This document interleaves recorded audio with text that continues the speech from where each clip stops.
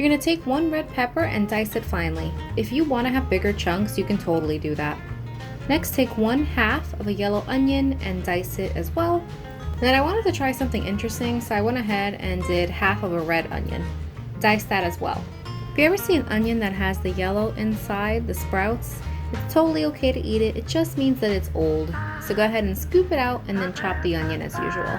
Then you're going to take 2 stalks of celery. My celery wasn't looking too good, so I found the 2 best pieces I could.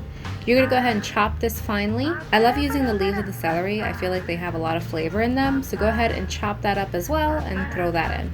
Next, you're going to take 2 big carrots and you're going to peel them. Once you're done peeling your carrots, you're going to go ahead and take the tops off, the bottoms off, and then you're going to finely chop it. I said finely, but I noticed my chops are a little bigger than that, so you can chop them finely or you can have them the same size I do. Next, for your potatoes, I actually had a medley of potatoes that I decided to use. I didn't have any bigger ones. If you are using bigger potatoes, I would use about 3 big potatoes. You're going to go ahead and clean them very well. If you want to take the skins off, you can totally do that. I don't like the skins on my potatoes, so I'm going to go ahead and take them off. Go ahead and dice up your potatoes in a cube form. Next, in a big pot, you're going to go ahead and add all of your veggies, and you're going to give them a good stir with a little bit of olive oil, or you can do 2 tablespoons of vegan butter. Let this saute for about 10 minutes to help bring out the flavors of the veggies. Once you start to see the onions getting translucent and you'll start to see it change in color, then it's ready to go. To your veggies, you're going to add 1 quart or 4 cups of either any stock you want or water. And then you're going to add your blend of spices. We have 2 teaspoons of sea salt, 1/4 teaspoon of black pepper, 2 teaspoons of dried parsley, 1/2 teaspoon of smoked paprika, 1 teaspoon of garlic powder, 1 teaspoon of onion powder, and 1/2 teaspoon of turmeric powder. You're going to add 1 cup of your corn and save the other cup for later. Go ahead and give your soup a really good stir. You're going to go ahead and bring that to a boil, and then you're going to reduce the heat and simmer while stirring occasionally for 15 minutes. So while your soup is simmering, you're going to go ahead and take the other cup of corn and you're going to put it in a food processor. For this recipe, you're going to use 2 cups of milk. I would suggest using a neutral milk. If you want to use something like maybe heavy whipping cream, you can do that as well. You can take out your milk ahead of time so that it's room temp by the time you need to use it, so you don't worry about shocking your soup.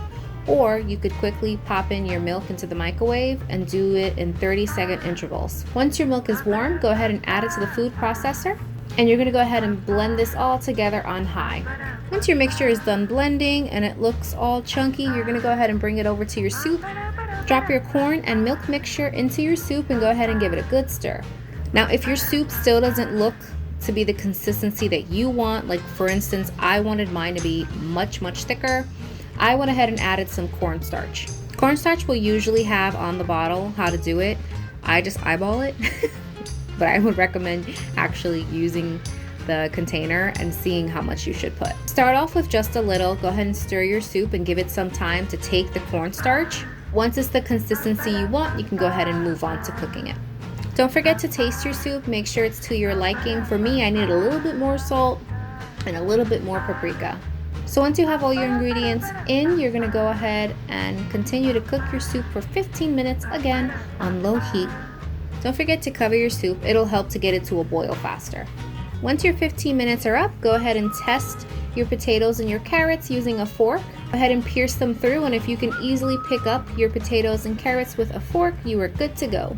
I really hope that you guys enjoy this recipe. If anyone makes it, please let me know how you liked it, or if you added anything to it. I would love to know your thoughts. Thank you so much for watching this video, and I'll see you guys on the next one. Happy cooking!